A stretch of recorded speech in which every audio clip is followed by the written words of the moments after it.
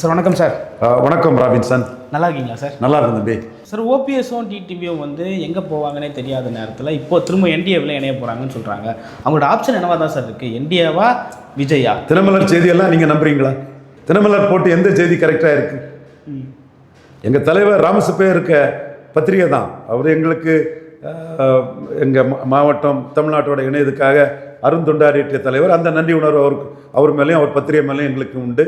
எங்கள் வீட்டில் தினசரி பத்திரிகை நாங்கள் வாங்குறது ராமசுப்பையோட தினமலரையும் நிர்மாரணனுக்கு செய்தி பத்திரிகையும் தான் பத்திரிகை அந்த காலகட்டங்களில் நாங்கள் வாங்குறது. இப்போ நான் தினத்தந்தி, தினமலர், 2 தமிழ் பத்திரிகை, அப்புறம் இந்தியன் எக்ஸ்பிரஸ்ஸு,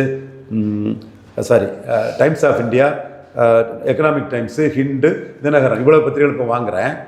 அன்னைக்கு நாங்கள் வாங்குறது தினமலரும் செய்தி நெடுமாறனுக்கு செய்தியும் தான். ஸோ நாம் என்னென்னா தினமலர் இன்னைக்கு வியூஸ் சொல்கிறதுல ஓவராக போயிட்டாங்க.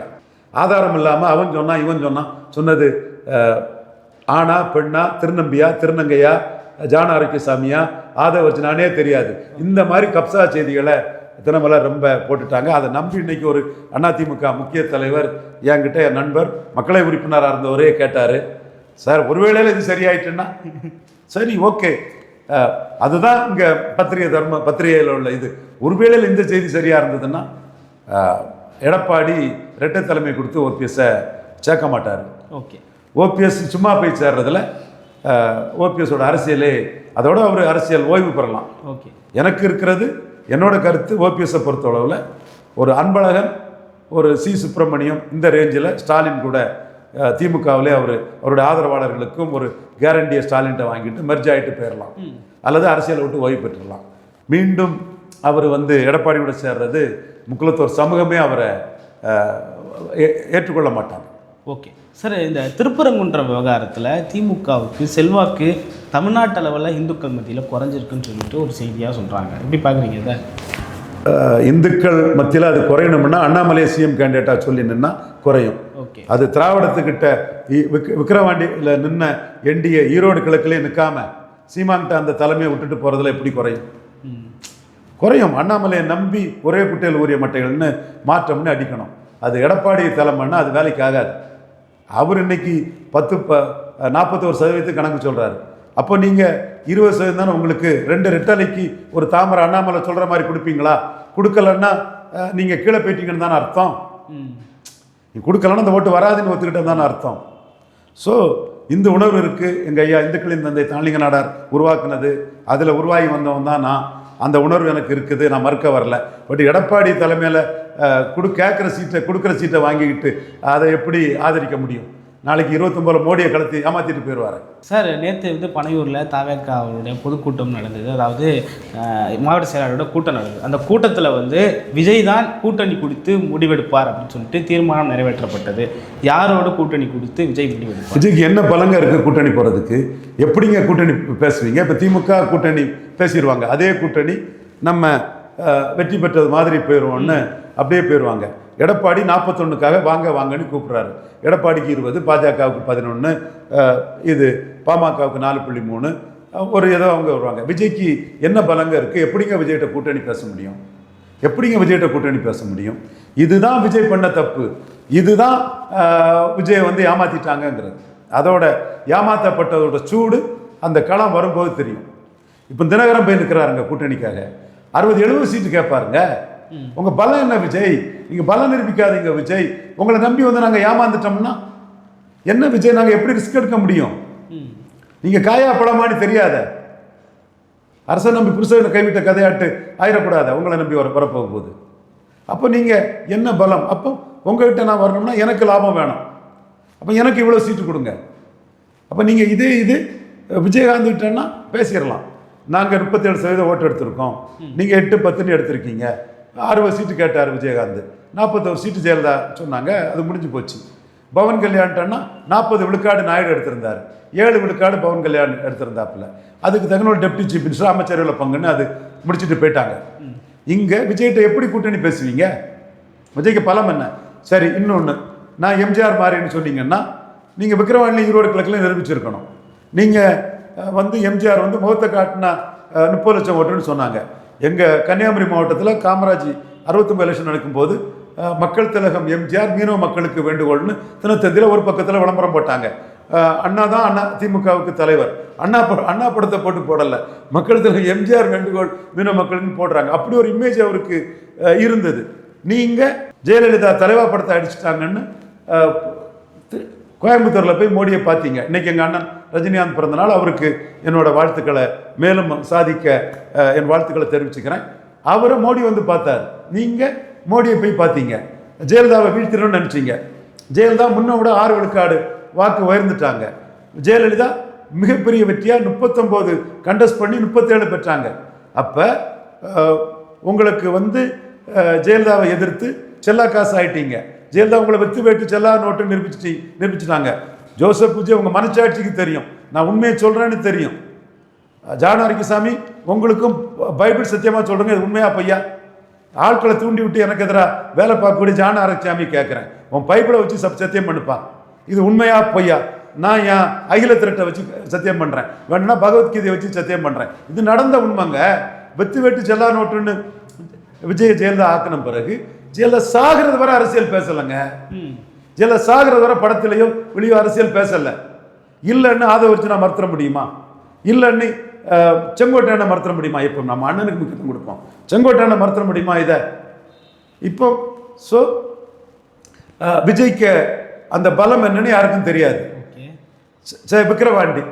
விக்கிரவாண்டியில் 20 விழுக்காடு ஓட்டு இருக்குன்னு ஜான் ஆரோக்கியசாமி சொன்னார். காலையிலேருந்து சாயங்காலம் வரை சீமாண்ட பேசுகிறார், பேசி விட்டுருங்க 20 விழுக்காடு ஓட்டு இருக்கு, 20 விழுக்காடு ஓட்டு இருக்கு. நான் தான் பேசும்போது சொன்னேன், அதெல்லாம் ஒன்றும் கிடையாது, பல நிரூபிக்காத ஒருத்தனுக்கு ஓட்டு கிடையாது, ஈர மண்ணும் ஏற்கட்டி சாம்பலம் தான் இருக்குன்னு சொன்னேன். ரிசல்ட் என்னாச்சு? போலிங் கூடி போச்சு. திமுகவுக்கு போலிங் கூடி போச்சு, நோட்டாவுக்கு ஓட்டு குறைஞ்சி போச்சு. நீங்கள் கள்ளக்குறிச்சி சாராச்சாவை பார்த்து என்ன பிரயோஜனம்? ஒன்றும் இல்லையே. அப்போ பல நிரூபிச்சாதான் மரியாதை. அப்போ நீங்கள் 24 நிரூபிச்சு தான் நீங்கள் மரியாதை இருக்கும். பேச்சுவார்த்தை வரும்போது எகத்தாளமாக மற்ற கட்சிகள் கிருஷ்ணசாமி டிடிவி எல்லாம் உங்களை அடித்து பேசும்போது ரவீந்திரன் துரைசாமி சொன்னதோட உண்மை ஜான் ஆரோக்கியசாமி தெரிய வரும். நம்மளை ஏமாத்திட்டாங்க, நம்ம சகாதேவ மாதிரி ஆர்டி சொன்னது போல 39 பார்லிமெண்ட் போட்டு பலத்தை நிரூபிச்சுக்கலாங்கிறது அப்போ விஜய்க்கு தெரிய வரும். பொறுத்திருந்து பாருங்க. நான் விஜயை பற்றி நாணயமாக தான் சொல்கிறேன். உங்களால் பலத்தை நிரூபிக்க முடியும். 214 எப்படியோ தேத்தி பிடிச்சி போட்டு பலத்தை நிரூபிங்க. உங்களுக்கு கேண்டிடேட் இல்லை, அப்போ செங்கோட்டையன் கேண்டிடேட் கொண்டு வருவார், இன்னும் அதிமுககாரங்க கொண்டு வருவாங்க. எம்ஜிஆர் ஜெயலலிதான்னு நீங்கள் ஊண்டுகோலோட நிற்கக்கூடியவங்க தான். சீமான் மாதிரி துணிஞ்சு 214 நிற்கக்கூடிய பார்ச்சூன் ஃபேவர்ஸ் த பிரேவ்ங்கிறது உங்களுக்கு கிடையாது. நீங்கள் ஒரு ஊண்டுகோல் தேவை உங்களுக்கு. செங்கோட்டையன் ஒரு ஊண்டுகோல் ஆடுங்க.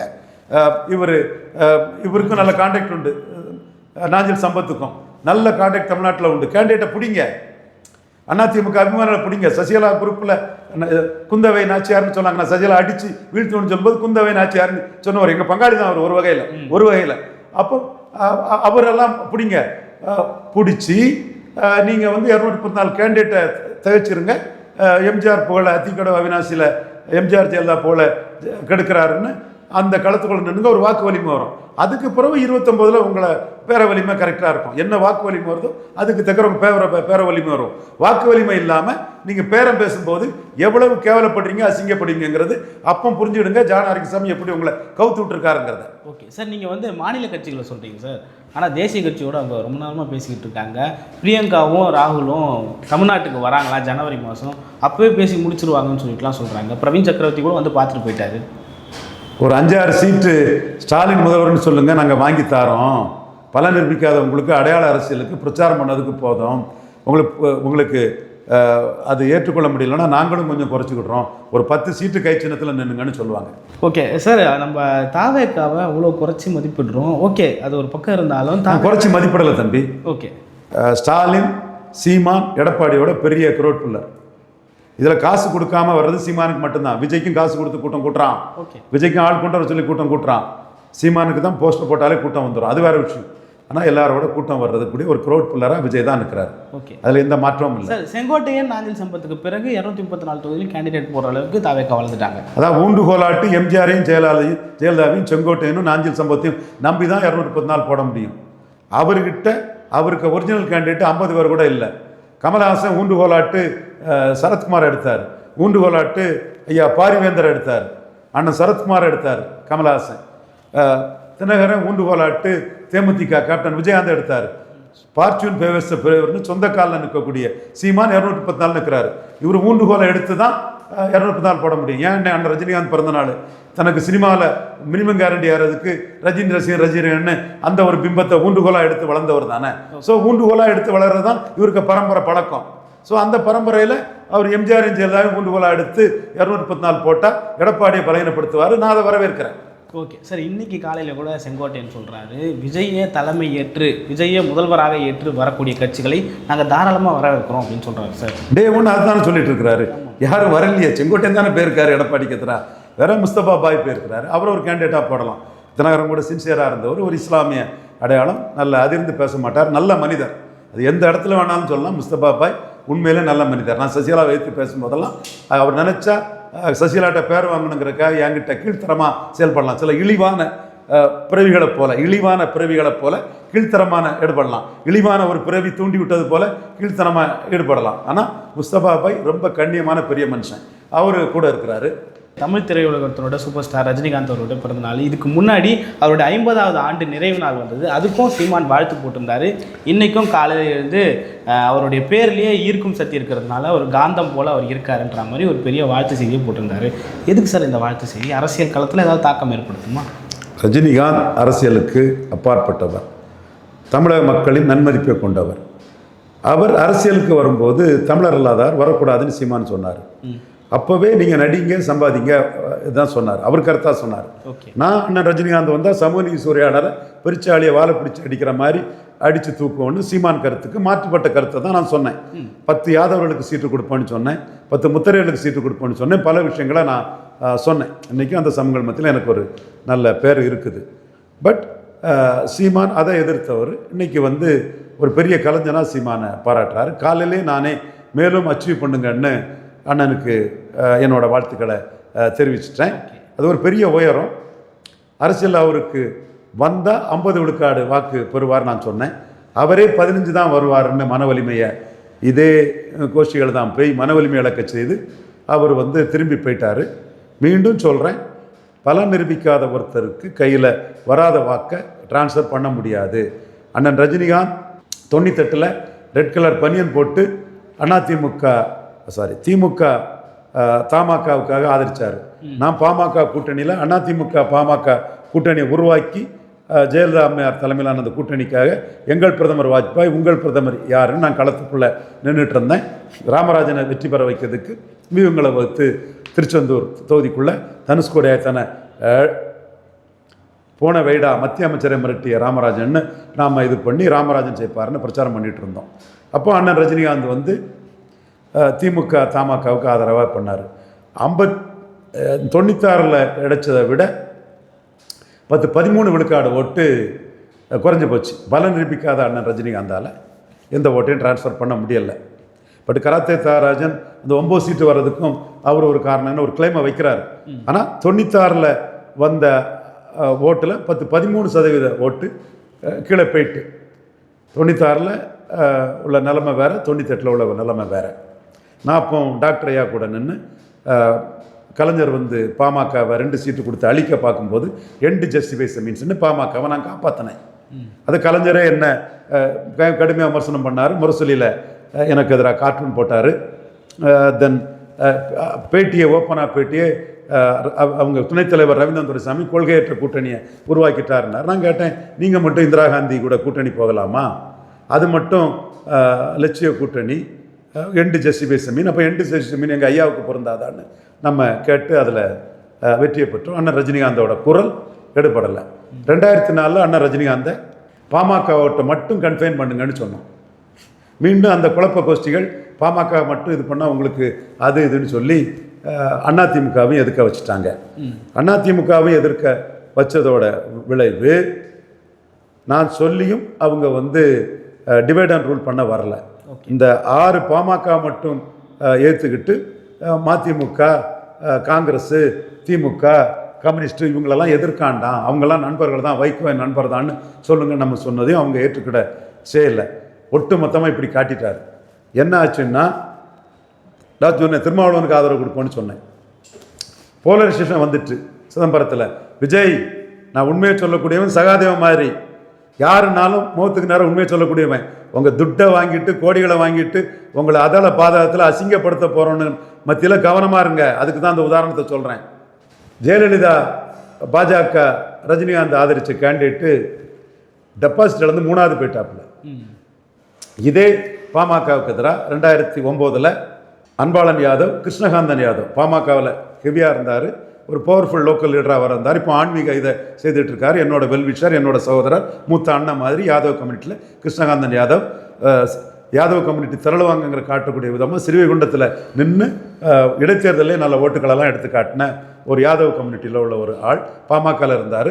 ராமதாஸ் தன்னை ஏமாற்றினதா உணர்ந்தார்.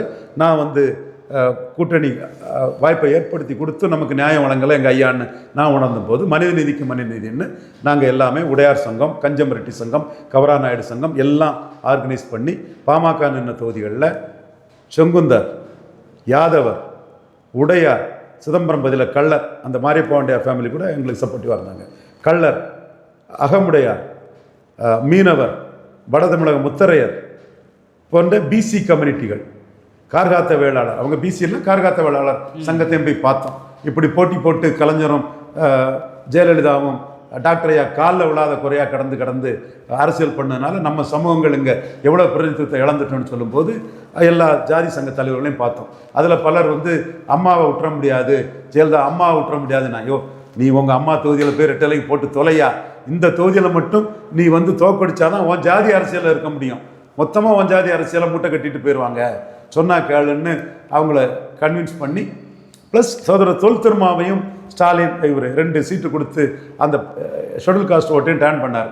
நாங்கள் இந்த ஓட்டை டேர்ன் பண்ணி பாமக அனைத்து தொகுதிகளையும் தோக்கடித்தோம். எங்கள் அண்ணன் ரஜினிகாந்த் ஆதரித்த கேண்டிடேட்டு போலரைசேஷனில் 3வது போயிட்டாங்க. நாங்கள் மைக்ரோ போலரைசேஷன் பண்ணி அதர் காஸ்ட்டை ஜெயலலிதாவுக்கு எதிராக திருப்ப முடியல எங்களுக்கு. ஜெயலலிதா தென்சென்னை, திருவள்ளூர், மயிலாடுதுறை, விழுப்புரம் போன்ற இடங்களில் சேலம் செம்மலையண்ணன் ஜெயித்துட்டாங்க. பாமகவை அத்தனை தொகுதிகளிலையும் கடுமையான வாக்கு வித்தியாசத்தில் தோக்கடித்தோம். எங்களோட சோஷியல் இன்ஜினியரிங் ஸ்ட்ராட்டஜி அங்கே ஜெயித்தது. துணிச்சல் வேணும், மனித நீதிக்கு மனிதன்னு செயல்படணும். அந்த அடிப்படையில் முகங்காட்டி பாமகவை தோக்கடிப்பண்ணு ஜூனியருடன் இதழில் மற்ற வார பத்திரிகைகளில் பேட்டி கொடுத்து களத்துக்குள்ள நின்று டாக்டர் ஐயாவுக்கு 98 ஜெயிக்க வச்ச ஐயாவை இந்த கலைஞர் தனிச்சு விட்டு அழிக்க நினைச்சாரு. அப்போ என் கடமை, என் கட்சி, என் கடமை அதை செய்தேன்னா எனக்கு ஐயா சரியாக ரிவார்ட் பண்ணலைங்கும் போது எங்கள் அண்ணன் ரஜினிகாந்த் தோத்த இடத்துல, எங்கள் அண்ணன் ரஜினிகாந்த் 2004 தோத்த இடத்துல 2009 நாங்கள் பாமகவை தோக்கடித்தோம். அப்போ இஷ்யூஸுக்கு தான் ஓட்டு, பலம் நிரூபிக்காதவங்களுக்கு ஓட்டு கிடையாது, இண்டிவிஜுவலுக்கு ஓட்டு கிடையாது. விஜய் பலத்தை நிரூபிச்சுட்டு அடுத்த கட்டம் மூவ் பண்ணணும்.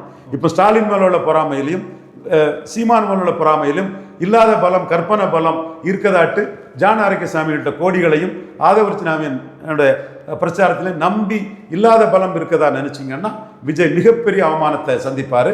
பலம் நிரூபித்து உங்கள் கையில் வந்தால் தான் ஓட்டு, அல்லது ஓட்டு இல்லை. அண்ணன் ரஜினிகாந்தை மையமாக வச்சியே இந்த கருத்தை நான் சொல்கிறேன். எல்லாரும் சொன்ன 96 நான் வேறுபடுறேன். 96 அண்ணன் ரஜினிகாந்துக்கு எஃபெக்ட்டுங்கிறது 1977 17 விழுக்காடு எடுத்த ஐயா மூப்பனார் ஒரு பெரிய தலைவர். அவர் எம்ஜிஆர் 30 விழுக்காடு எடுக்கும்போது ஐயா மூப்பனார் 17 விழுக்காடு எடுத்தார். எம்ஜிஆர் எடுத்த 5 ஓட்டுக்கு மூப்பனார் 3 ஓட்டு எடுத்தார். எம்ஜிஆருக்கு 50 ஓட்டுக்கு மூப்பனார் 30 ஓட்டு எடுத்தார். ஆக எம்ஜிஆருக்கு 100 ஓட்டுக்கு மூப்பனார் 60 ஓட்டு எடுத்தார். 5:3ங்கிற லெவலில் ஈர்ப்பு சக்தியற்ற மூப்பனார் தஞ்சாவூர் மாவட்டத்தில் காமராஜருக்கு போராட்டம் நடத்தும் போது 40,000 பேர் தமிழ்நாட்டில் தடை செய்து ரெக்கார்ட் பிரேக் பண்ணும்போது தஞ்சை மாவட்டத்தில் 10,000 பேரை சிறைக்கு செலவிச்ச ஐயா மூப்பனார் 17 விழுக்காடு ஓட்டை எடுத்த ஒரு தலைவர். 89 காமராஜ் ஆட்சி அமைப்புன்னு 20 விழுக்காடு வாக்கெடுத்த ஒரு தலைவர். அவர் முதல்வர்னு அவர் காங்கிரஸ் நரசிம்மராவை ஏற்று போகும்போது இவர்தான் காங்கிரஸ்ங்கிற உருவத்தை அண்ணா ரஜினிகாந்த் கொடுத்தார். இவர்தான் காங்கிரஸ்ங்கிற உருவத்தை அண்ணா ரஜினிகாந்த் கொடுத்தார். அதுபோல ஐயா வீரப்பன் 10 விழுக்காடு எடுத்த ஜானகியோட ஒரு உருவம். ஜே ஃபிலிம் சிட்டி வச்ச ஜெயலலிதா மக்கள் தலைவர் எம்ஜிஆரை புறக்கணிச்சதுனால எம்ஜிஆர் பக்தர்கள் ஜானகி ஓட்டர்களுக்கு வீரப்பனுக்கு அண்ணன் ரஜினிகாந்த் ஒரு உருவத்தை கொடுத்தாரு. எல்லாத்துக்கும் மேலே ஜெயலலிதா உயிரோடு இருக்கும்போது ஒரு ஜாதி ஆட்சி, கள்ளச்சாராயவாரிகள் ஆட்சி, கந்து வெட்டிக்காரன் ஆட்சின்னு நாடார்களை, தேவேந்திரகுல வேளாளர்களை, யாதவர்களை தென் மாவட்டத்தில் ஜெயலலிதாவுக்கு எதிராக நாங்கள் திருப்பினோம். இது ஏன் சொல்கிறோம்னா விஜய் ரவீந்திரன் துரைசாமி கம்பாரிசன் வருது. ரவீந்திரன் துரைசாமி ஃபான் பைட்டர் தாழ்லிங்க நாடா இருக்க தொண்டை, சுத்த வீரர் தாழ்லிங்க நாடா இருக்க தொண்டை, எந்த இடத்துக்குள்ளேயும் நியாயம் இருக்கும்னா உயிருக்கு பயன்படாமல் ஒரு துளி கூட வன்முறை எண்ணம் இல்லாமல் ஒரு கொசுவுக்கு கூட ஒரு அராஜகமாக அநீதியாக வன்முறை எண்ணம் காட்டாத அளவுக்கு உயிருக்கு பயப்படாமல் நீ எந்த கட்டத்தில் இருக்குன்னு சொன்ன ஐயா தாளிங்க நாடா இருக்க தொண்டை ஜெயலலிதா உயிரோடு இருக்கும்போது ஒரு ஜாதி ஆட்சி கள்ளச்சாராயவாதிகள் ஆட்சி கந்துவட்டிக்காரன் ஆட்சின்னு சொல்லி நாங்கள் தோக்கடித்தோம். பர்கூர்லேயே அந்த தோல்விக்கு முக்கிய காரணமாக எங்கள் தரப்பு அதில் இருந்தாங்க. இதை ஏன் இப்போ சொல்கிறோம்னு சொன்னால் இந்த அரசியல் களத்துக்குள்ள அண்ணன் ரஜினிகாந்துக்கு இருந்த அந்த ரோலுங்கிறது 96 பெரிய அளவில் இருந்தது. ஆனால் அதுக்குள்ள காரணிகள் மிகப்பெரிய காரணிகளும் உள்ளே இருந்தது. அண்ணனுக்கு பெரிய தோற்றம் அதில் கிடச்சிது. எல்லாருமே அது 96 மாற்றத்துக்கு அண்ணன் காரணம்னு சொன்னாங்க. அந்த வார்த்தையை அவர் சொல்லலைன்னா மூப்பனாருக்கு ஆதரவான காங்கிரஸ் ஓட்டுகள் கலைஞருக்கு வந்திருக்காது. வீரப்பனுக்கு ஆதரவான ஜானிகணி வாக்குகள் அங்கே வந்திருக்காது. தேவேந்திரகுல வேளாளர் சமூக மக்கள் ஆண்டிப்பட்டியில் ஜெயலலிதாவுக்கு வழக்கு மாற்றியும் செருப்பையும் கூட்டி காட்டினாங்க ரஜினி ரசிகர்கள் தான். ஆனால் ரஜினி ரசிகர்களான தேவேந்திரகுல வேளாளர் சமூக மக்கள் தான் வழக்கு மாற்றியும் செருப்பையும் ஜெயலலிதாவுக்கு கொடியங்குளம் கலவரத்துக்காக காட்டினாங்க. நாங்கள் ஒரு ஜாதி ஆட்சி கள்ளச்சாராயவாதிகள் ஆட்சி கந்துவட்டிக்கார ஆட்சின்னு முகம் கொடுத்து ஜெயலலிதாவை நாங்கள் ஃபைட் பண்ணணும். ஸோ பல ஃபேக்டர்ஸ் இருந்து அதில் அண்ணன் ஒரு கேட்டலிஸ்டாக இருந்தார். நீங்கள் சொல்லணும்னா திமுக காங்கிரஸ் கூட்டணி 80 மக்களவையிலே 55% ஓட்டுக்கிட்ட தாண்டி போனாங்க. அதே வாக்கை தான் எடுத்தாங்க. காங்கிரஸ் மூப்பனார் தான் காங்கிரஸுங்க உருவத்தை அண்ணன் ரஜினிகாந்த் கொடுத்தாரு. அதை 98 கொடுக்க முடியல, 2004 கொடுக்க முடியல. விஜய்க்கு தான் இதை சொல்கிறோம். உங்களை குழாய் அடிக்கிறோம், உங்கள் முன்ன நின்று 1000 தப்பான கருத்தை சொல்லுவாங்க. பலம் நிரூபிக்காதவங்களுக்கு ஓட்டு கிடையாது. திருநாக்கரசு அண்ணன் சொன்னது தான் உண்மை. பலம் நிரூபிக்காதவங்களுக்கு ஓட்டு இருக்குன்னு நம்பி வேற வழி இல்லாதவங்க சீட்டு உங்கள்கிட்ட கேட்டாலும் எக்கச்சக்கம் கேட்பாங்கிறதும் 100% உண்மை. ஓகே சார், பல்வேறு கருத்துக்களை பகிர்ந்து கொண்டீங்க. மற்றும் ஒரு கால் சந்திப்போம். நன்றி சார். நன்றி.